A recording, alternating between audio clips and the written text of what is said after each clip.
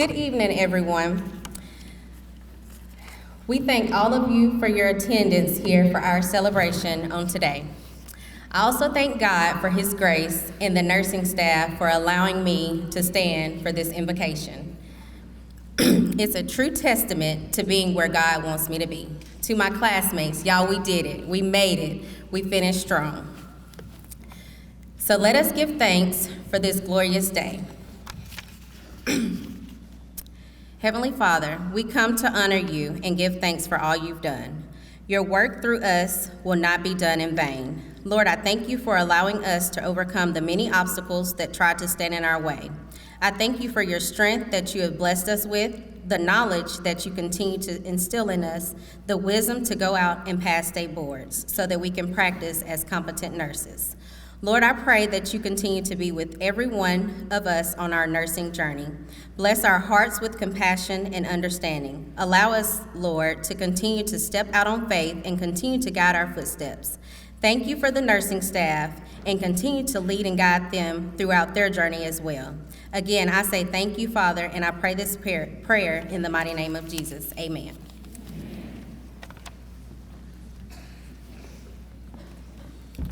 You can be seated.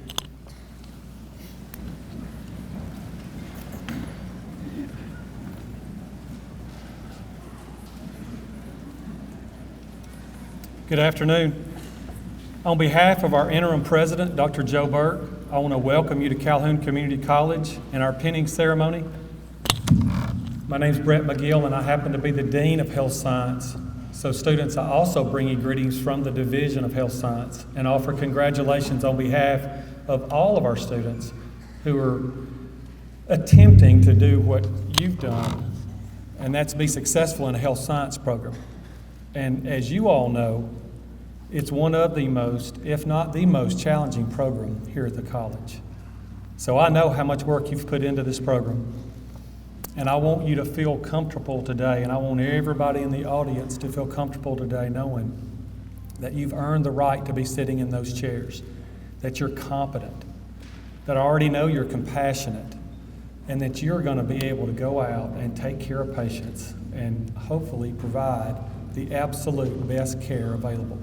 And that's as a direct result of those faculty sitting there, and there's probably even some faculty in the audience that helped prepare you along the way. So I know you won't forget about those folks who helped get you to this point. So leave here with confidence, leave here and do the job that you were meant to do, because there's no way you could have gotten here if it wasn't meant to be. So thank you so much. Thank you for coming out and supporting these students. Thank you.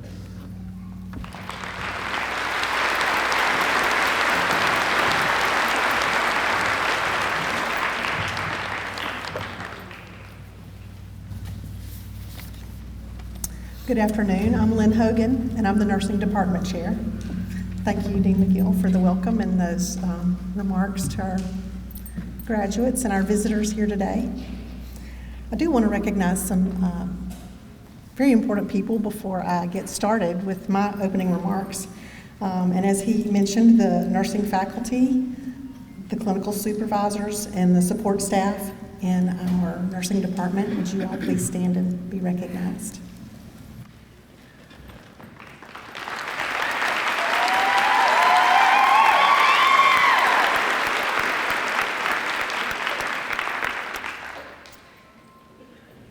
Some people worked pretty hard to put today together, and I do want to recognize the Candlelighting Committee, Dr. Gibson, Dr. Gibbs, Dr. Miller, Ms. Cobbs, Mr. Holloway. Thank you all for putting this all together today. There are also some nursing faculty that will be sneaking in a little bit late. They're still giving their final to that first semester group of students, so there are a few faculty missing that will be sneaking in here in a little bit. I also want to recognize that Dean McGill mentioned, and I saw some biology faculty, and I know there's other faculty in the audience that helped you get to the nursing program. Those gen ed faculty, we just appreciate you and the work you do to prepare our students to be excellent nurses. I want to recognize the Student Support Services. Dr. Patricia Wilson is not with us today, but she always sends her staff over, and there is a host of departments that support our students, from admissions and advising, financial aid, career services, and our ADA services folks, and we really appreciate the work that they do to support the nursing department. And I want the students to stand up and trot around so your family can see your smiling faces, because that's the best part of the day, and y'all give them a big thank you, and thank your family and friends for coming.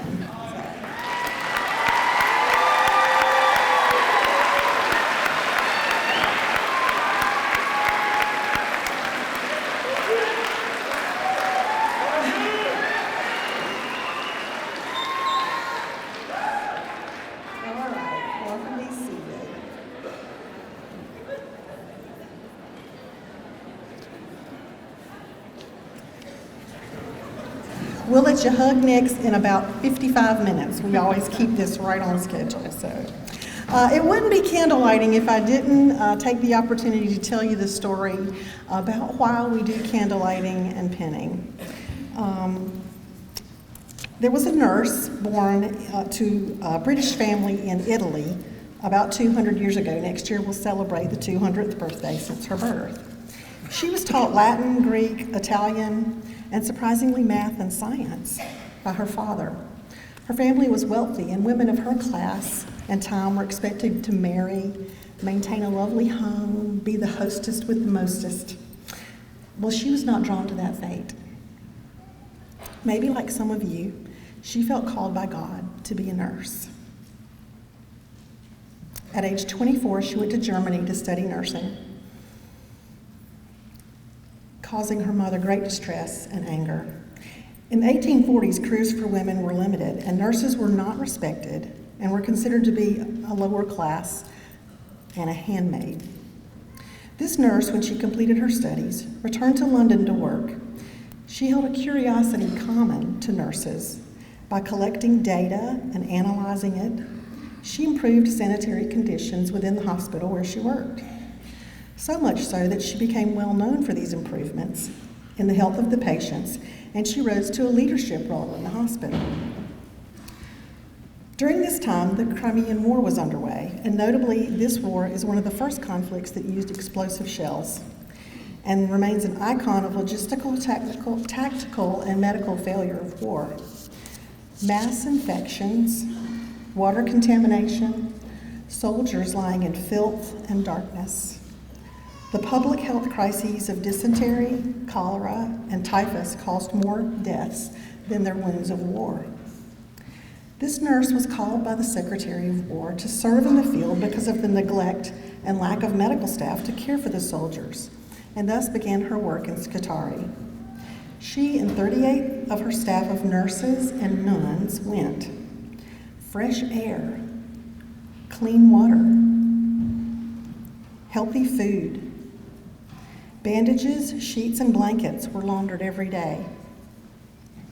This nurse instituted hand washing and stated, "Wise and humane management of the patient is the best safeguard against infection."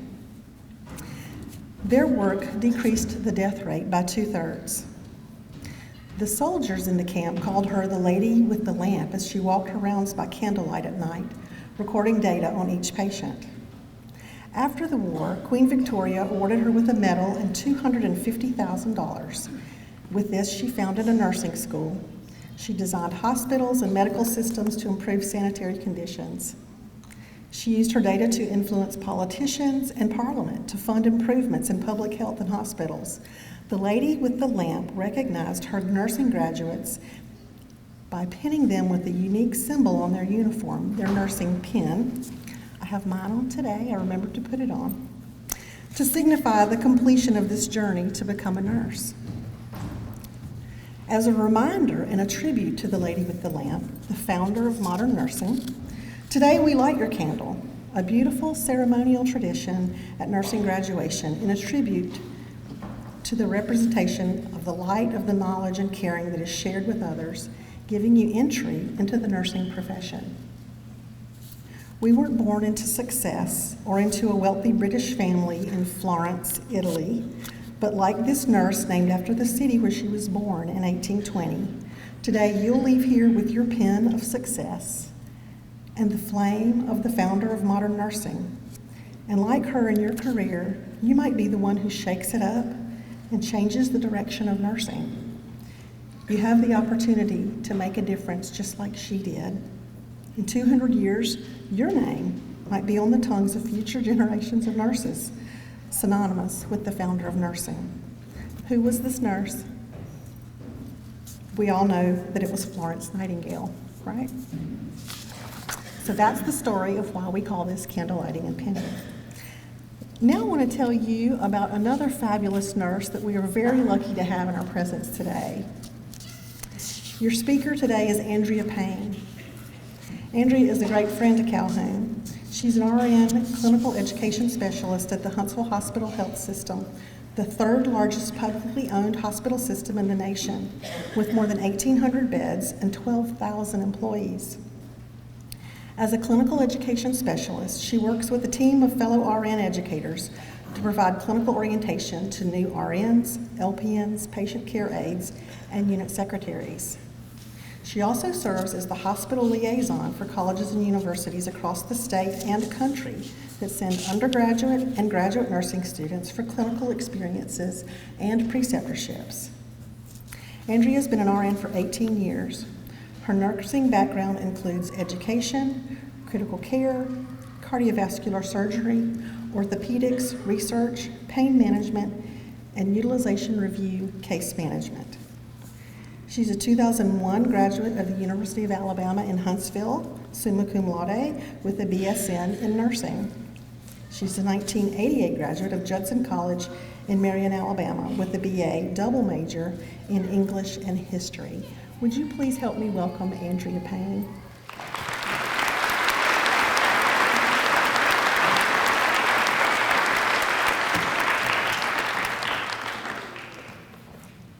Thank you, Dr. Hogan, and thank you to also the Calhoun nursing faculty for offering this honor of speaking at this wonderful celebration today. Many of my remarks are going to duplicate those that Dr. Hogan just gave you, and I think you would probably say that you cannot overestimate the importance of Florence Nightingale and her contributions to our profession. So this is truly a time of celebration on behalf of not just the Huntsville Hospital Health System, but on behalf of all of the clinical agencies, hospitals, ambulatory care centers, physician offices that will shortly be your employers. Let me say congratulations on achieving this milestone. You should take great pride in having completed an especially rigorous and challenging course of study. Please know that we all feel a tremendous sense of appreciation for you as our future coworkers.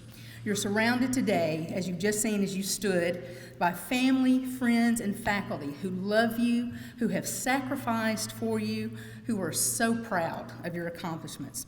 And I'm sure that you won't mind if we break from the formality of the occasion to take a few moments to acknowledge and celebrate their contributions to your success. So friends and family, just feel free to do this.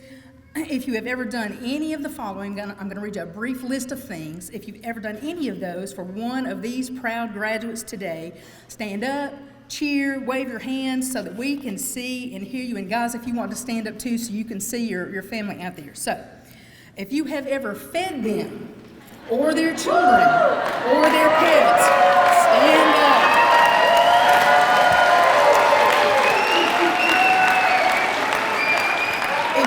If you have ever kept their children or their pets, stand up. If you have ever done their laundry, bought scrubs, clothes, shoes, books, supplies of any sort. If you have ever put gas in their car.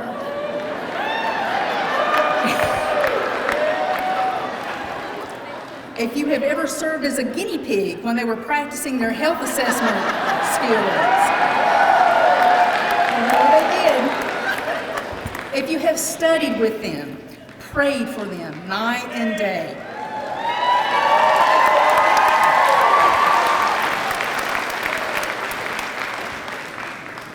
Thank you for everything you've done for them. Their success is your success. And they will need your continued support over the next year as they transition from student nurses to working registered nurses. We've just seen, guys, the true example of love put into action. We can have the best of plans, intentions, and training, but until we act on these things, until our actions reflect our passions, our purpose, and our preparation, they ring hollow.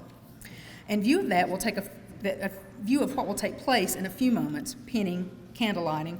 We have a special opportunity to pause and consider the significance of this ceremony because it memorializes Florence Nightingale, a woman who epitomizes the perfect combination of lofty thoughts, careful training, and noble deeds. The light she carried, both figuratively and literally, was transformative to the profession of nursing. As Dr. Hogan has said, she was born in 1820 into a wealthy and privileged British family. She was a contemporary of Queen Victoria, and in true Victorian fashion, we would expect that Florence would have contented herself with quiet, genteel pursuits of the day: music, needlework, travel, perhaps some charitable work with the local village folk. This was true for her mother and sister, but what actually happened with Florence was extraordinary.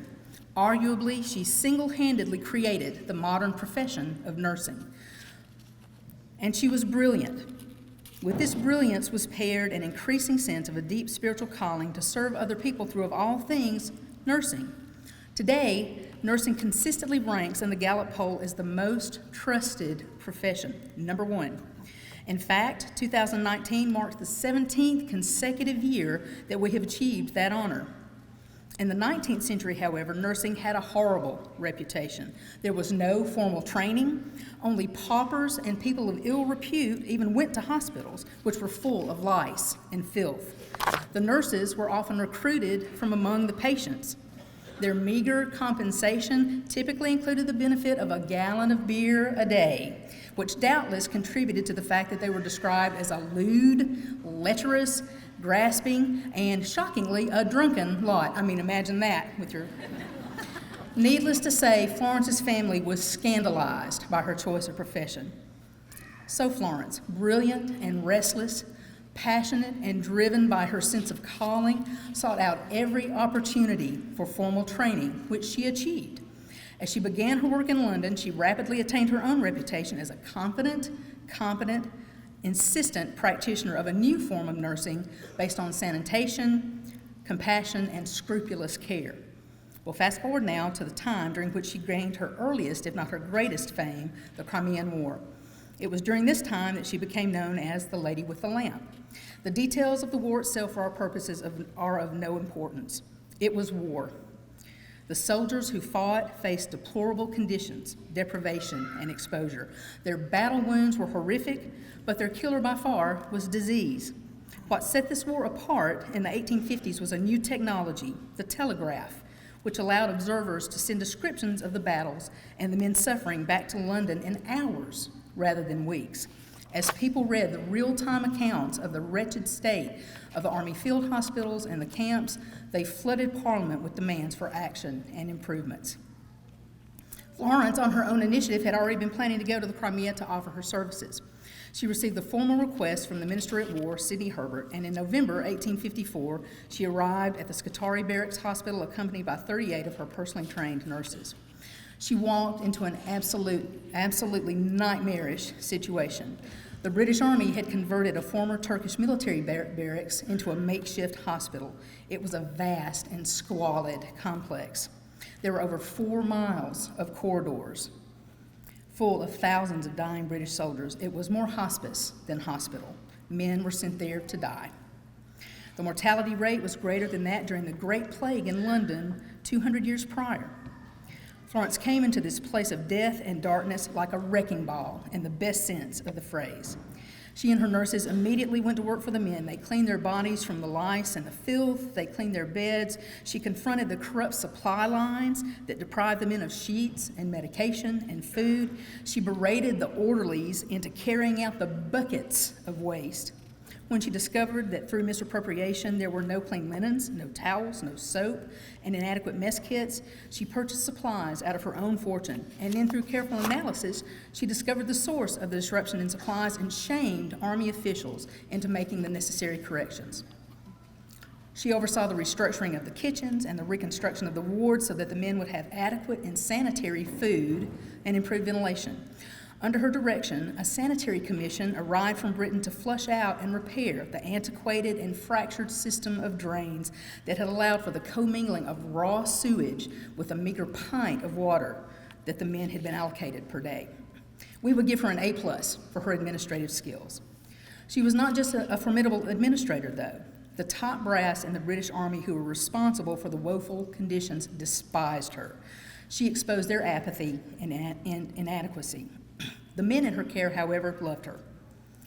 Florence and her small band of nurses brought light into their desperate worlds. They experienced immediate improvements in their treatment, in their living conditions. Their mortality rate improved, morale improved. The men had hope. They could rest secure in the knowledge that they were being cared for. They were no longer forgotten. Florence personally provided bedside care for the sickest men. She personally walked the 4 miles of wards, checking on the men each night, her lamp shining light as she went, that fell on their fevered faces. The poet Henry Wadsworth Longfellow captured this imagery in his poem, Santa Filomena, where he coined the phrase, "lady with the lamp," and this is an excerpt. "Thus thought I, as by night I read of the great army of the dead, the trenches cold and damp, the starved and frozen camp, the wounded from the battle plain in dreary hospitals of pain, the cheerless corridors, the cold and stony floors. Lo, in that house of misery, a lady with a lamp I see pass through the glimmering gloom and flit from room to room. And slow, as in a dream of bliss, the speechless sufferer turns to kiss her shadow as it falls upon the darkening walls. As if a door in heaven should be opened and then closed suddenly, the vision came and went, the light shone and was spent. Following her experiences in the Crimea, Florence went back to London, where she worked tirelessly to revolutionize and professionalize the practice and art of nursing. Up until her death in 1910, at the age of 90, she published 147 books and pamphlets on the topics of sanitation and health. This was in addition to her voluminous personal correspondence with schools, training centers, governmental officials, even Queen Victoria herself. She was instrumental in organizing the statistical department of the Army, the institution of the Army Medical School, and the reorganization of the Army Medical Department. She worked to reform civilian workhouses and hospitals based on her careful study of facilities throughout Europe. She sought to improve health and sanitation in India and other British colonies. She established the first professional schools for nurses and midwives. I was exhausted just reading about her. We stand today on the shoulders of this giant. We are forever in her debt. What she accomplished, every single graduate in this room today can accomplish. Your faculty have helped you gain knowledge and skills that you will need as you begin your careers, but you will supply the drive and passion to provide nothing less than the most excellent care for your patients and their families. What does this mean? You'll make sure that the 2 little boys who come every day to visit their father who's dying of cancer have some lunch to eat. In the midst of the chaos of a busy day, you will hold the hand of the grandmother whose family is 1,000 miles away as she takes her last breath, and you will feel the last beat of her heart with your fingertips. You will feed and bathe and treat and teach and strive every day to touch lives in the hope that it will make someone a little more comfortable and better able to return to their home and loved ones. Believe that your actions will make a difference. I'll leave you this afternoon with 2 things. First, a brief quote from Florence Nightingale herself, and she said this: "I think one's feelings waste themselves in words. They ought all to be distilled into actions, and into actions which bring results." And with these words from the English poet John Drinkwater: "Grant us the will to fashion as we feel. Grant us the strength to labor as we know. Grant us the purpose ribbed and edged with steel to strike the blow. Knowledge we ask not, knowledge thou hast lent, but Lord, the will, there lies our bitter need. Give us to build above the deep intent, the deed, the deed." So congratulations to you all. Go out into the world and let your lights shine. Thank you.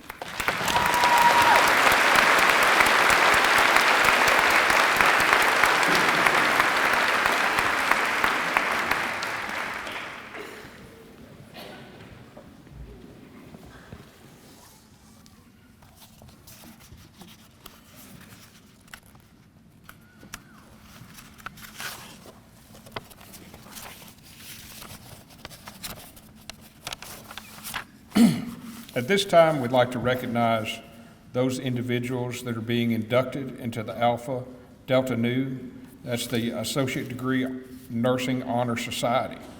Now, each of these students has maintained a grade point average greater than 3.0 throughout the program, including their individual nursing classes. They also work together as a team to plan and carry out a community service project during their last semester. Will the inductees please make their way to the stage? Stand and make your way to the stage.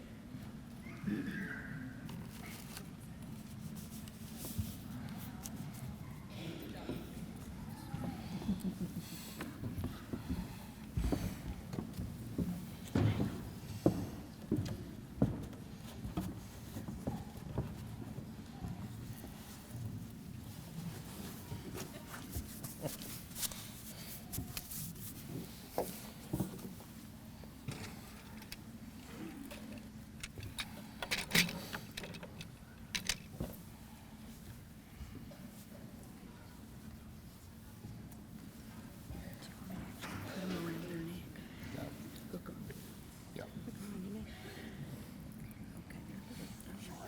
No, that's okay. All right, I will now call each student to the stage to be recognized. I ask that you please hold your applause until all the students have been recognized, and they'll be standing all together. Mr. Evan Bellinger.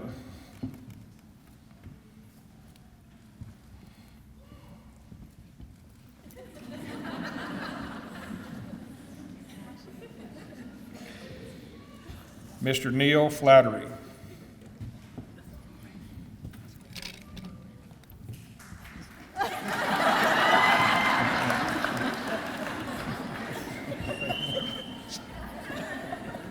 Miss Angie Henry.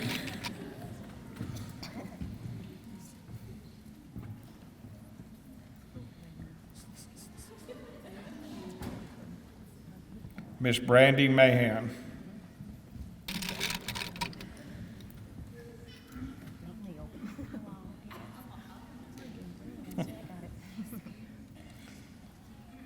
Mr. Lane McKay.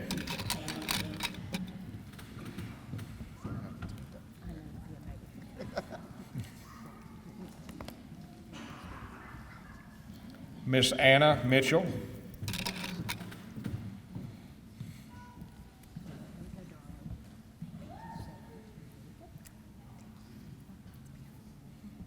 Mr. Evan Neal.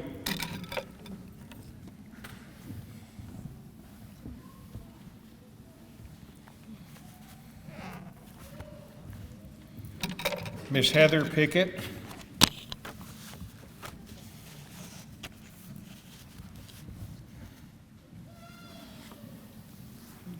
Miss Samantha Thompson.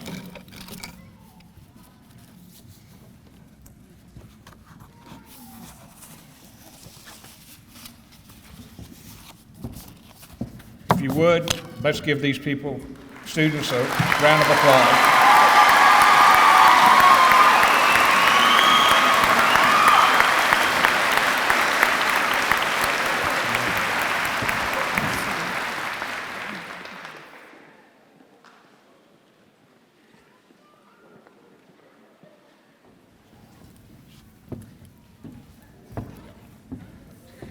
Y'all can take your seats. I'm going to ask Ethan to hang on and come up here with me. For each graduating class of RNs in the fall and spring, the nursing faculty select the outstanding student in associate degree nursing. These criteria include academic merit, which is a GPA of 3.2 or above, a score of 75% or higher on each comprehensive final exam. So for any of those nurses that ever took a HESI, you know 75 is a really big deal.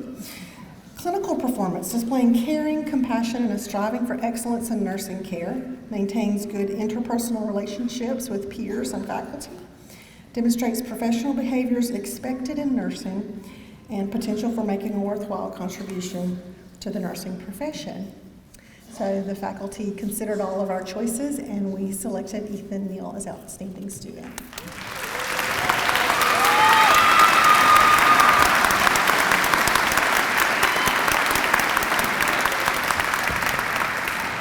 while he's walking back to his seat, I just want to tell you a story about Ethan. He works at Huntsville Hospital in maintenance plant operations, and Ethan, in clinicals one day, he was in the STICU, I believe, and they were doing a procedure at the bedside and trying to close the sliding glass door, and it wouldn't close and it wasn't working right, and he was standing there in his Calhoun nursing uniform, and he said, "Hey, I work in plant ops and I can fix that door for you." And so they were like, "Great, have at it," and he fixed the door. So fast forward to getting ready to graduate, and he went for an interview in the STICU, and I believe it was the charge nurse said, "Hey, I know you, you're the guy that fixed the door." Well, guess what? He got the job. So we're really proud of you, Ethan.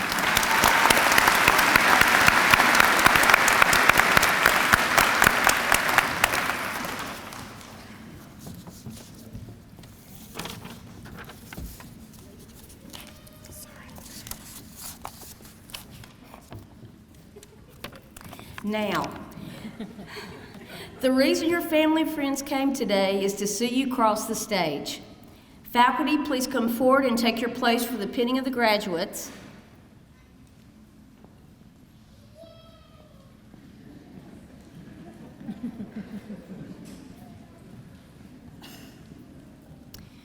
Will the first row of candidates please stand? And as I call your name, please come forward for your pinning and then return to your seat.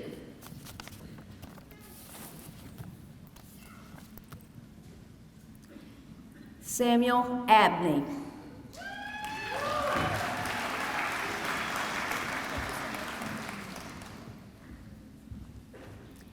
Anna Arnold.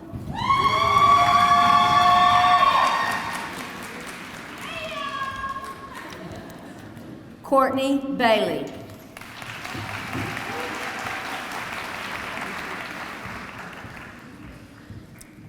Tiffany Barton.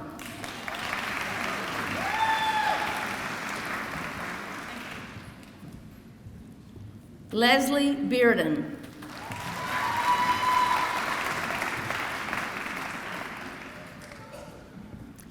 Evan Bellinger.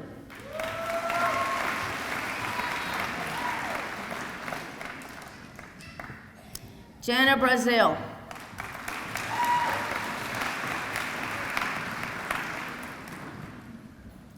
Danielle Chu.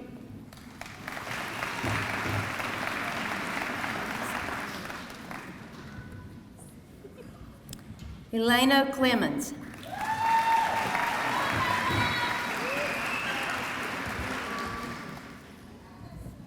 Ashley Cohen.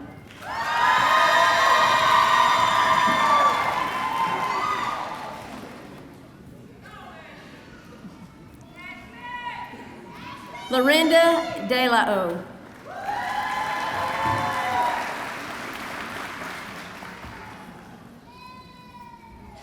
Shane Duran.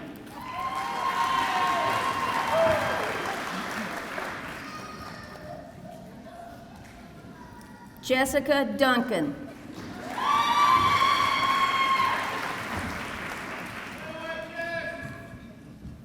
Neil Flaherty.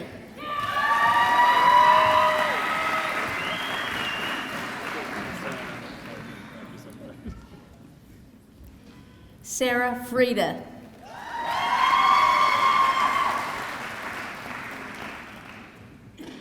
Mary Catherine Freeman.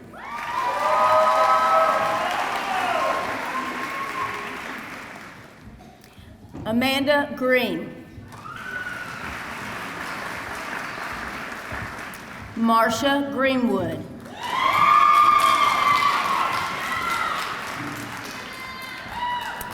Jeb Hagewood.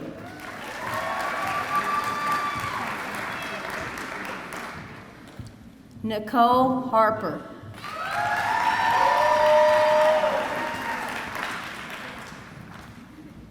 Brittany Hauser.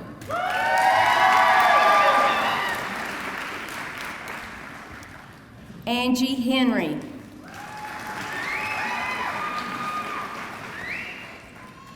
Justin Sean Hereford.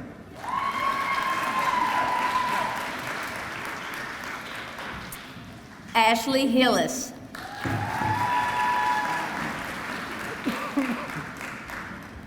Christina Holbrook.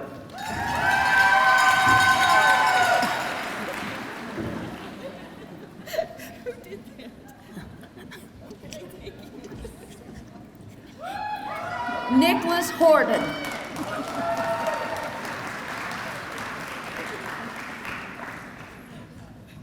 Jonna James.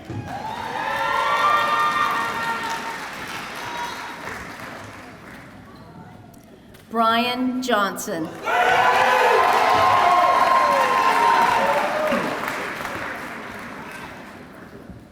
Susan Joyner.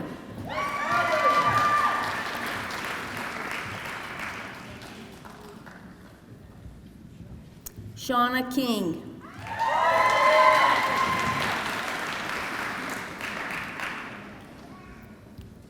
Samantha League.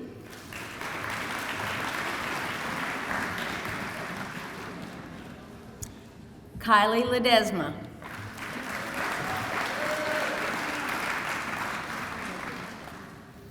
Lauren Ledford.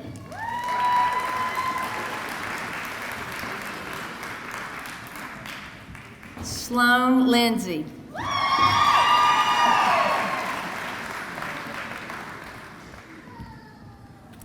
Tabitha Ludwig.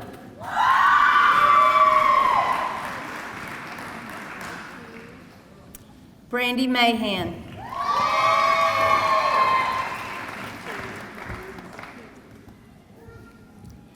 Haley Malone.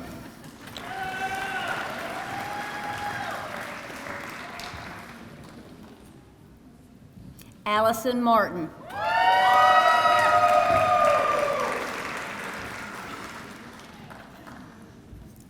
Lane McKegg.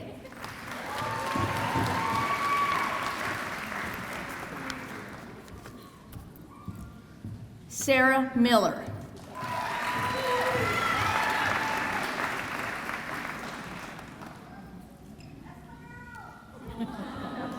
Anna Mitchell.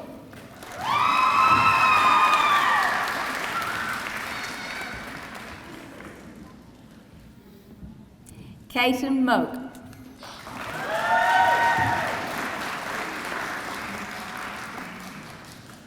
Candace Morris.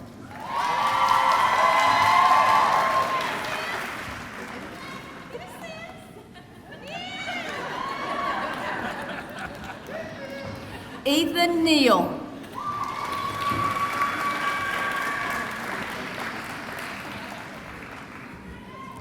Inslee Nelson.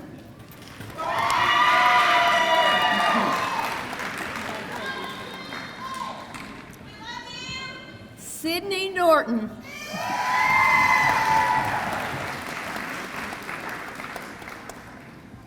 Melissa Norwood.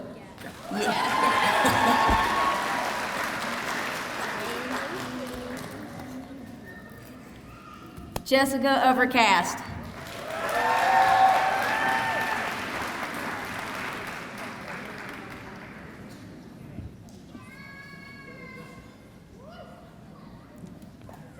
Lael Parker.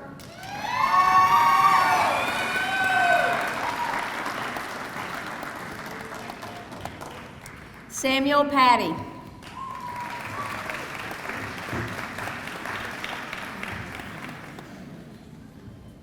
Heather Pickett.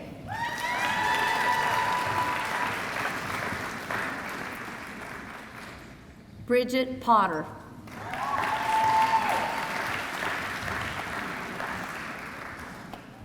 Jensen Pugh.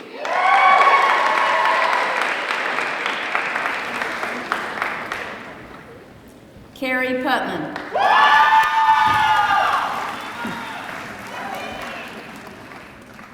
Olivia Ramirez.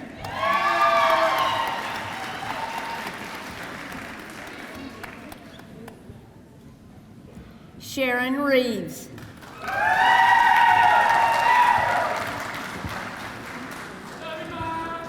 Katie Robinson.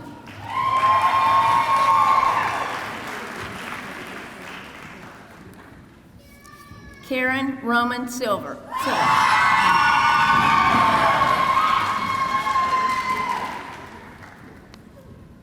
Sandy Schatz.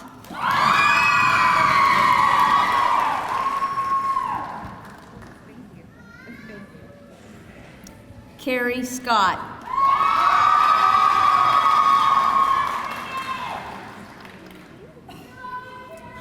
Josh Spencer.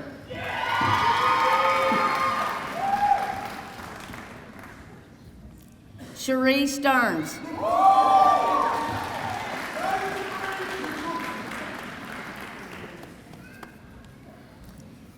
Destiny Stewart.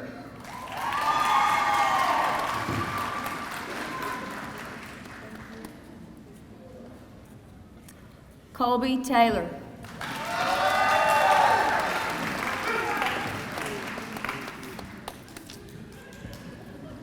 Ina Teasley.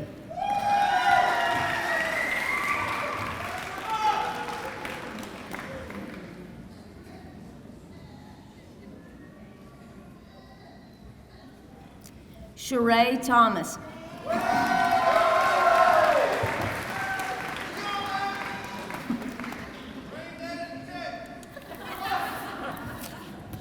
Samantha Thompson.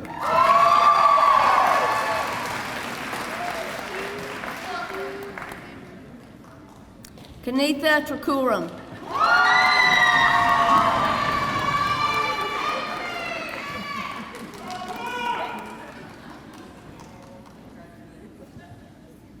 Becca Tucker.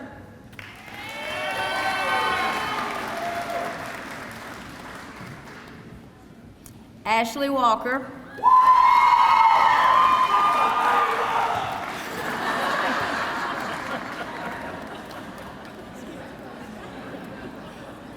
Caitlin Westbrook.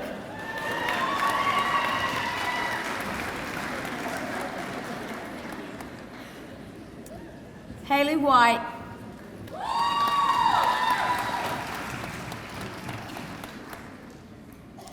Megan White.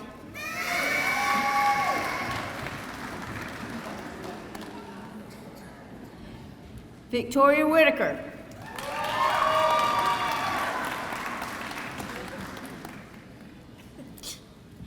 Alexis Whetstone Williams.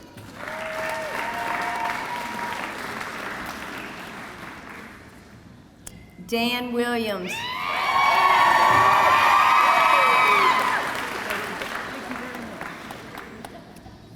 Ashley Wilson.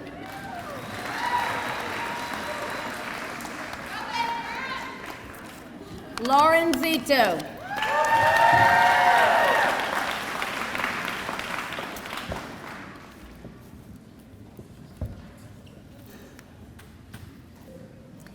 As you have learned, we take our professional responsibilities very seriously, and you will now join all nurses in striving to maintain the high standards of our profession.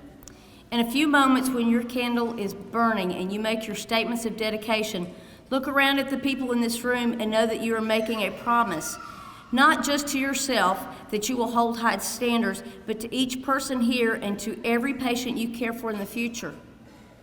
To protect their health, to advocate for their rights, to preserve their dignity, or to ensure the integrity of a peaceful death. Graduates, when the music starts, please stand and walk with your lamp to encircle the room. The lights will be dimmed and faculty will light your flame. This flame will be the only illumination in the room. This flame represents the tradition that you now carry forward in your service to uphold and to advance the nursing profession in our state, nation, and world. Will the graduates please stand?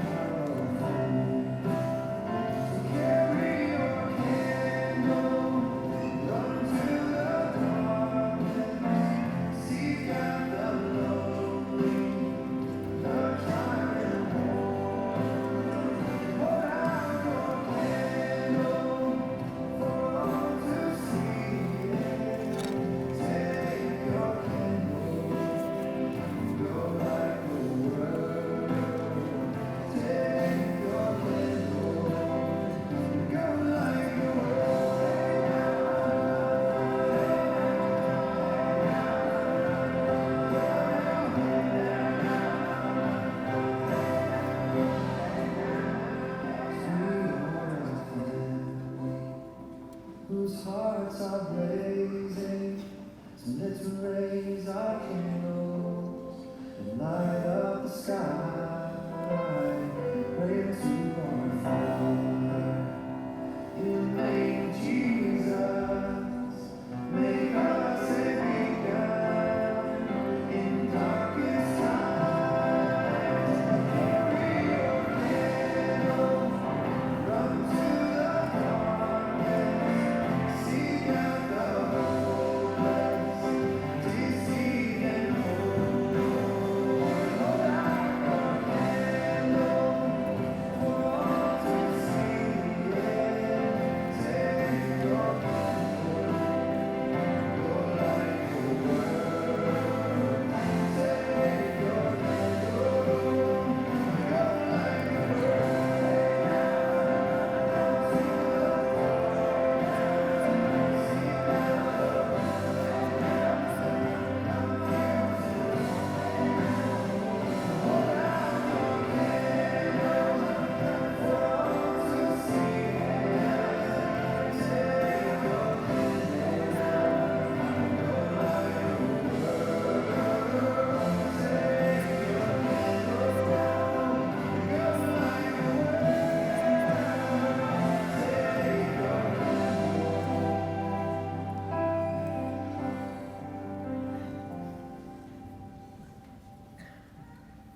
go light the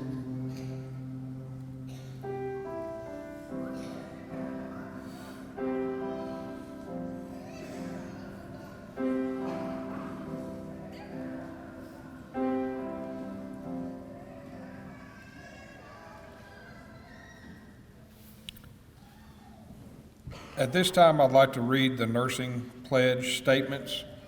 Graduates, your verbal response to each statement is, "I will." I solemnly pledge myself before God and in the presence of this assembly to pass my life in purity and to practice my profession faithfully. I will abstain from whatever is deleterious and mischievous, and will not take or knowingly administer any harmful drug. I will do all in my power to maintain and elevate the standard of my profession, and will hold in confidence all personal matters committed to my keeping and all my family affairs coming to my knowledge. In the practice of my calling, with hope, with loyalty will I endeavor to aid the physician in his work and devote myself to the welfare of those committed to my care. At this time, the faculty of the nursing department of Calhoun Community College would like to welcome you into the nursing profession. We hope you will always be devoted to ensuring the welfare of those entrusted to your care, and that you will never lose the desire to practice nursing competently. You may extinguish your candle.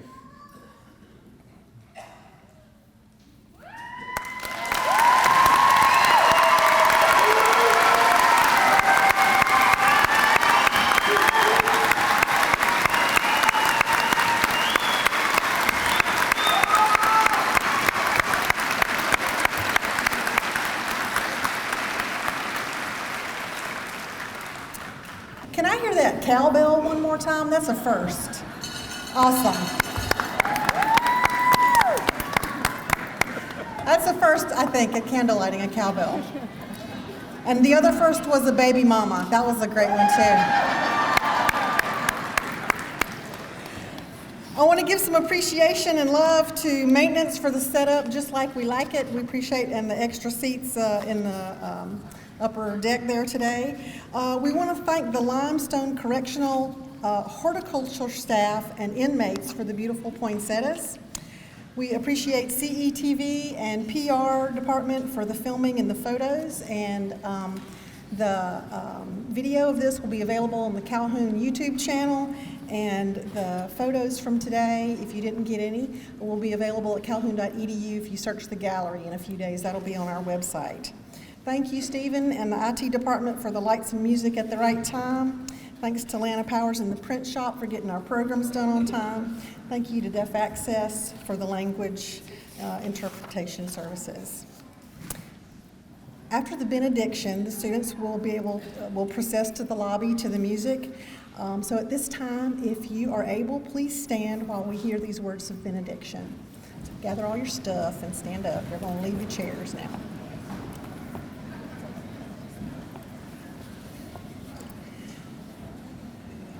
May the God who seeks you find you when you fall.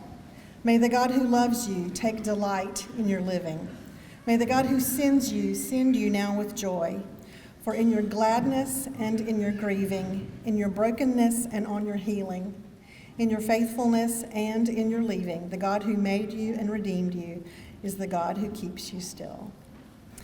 Thank you all for coming today, and Merry Christmas. Cue the music.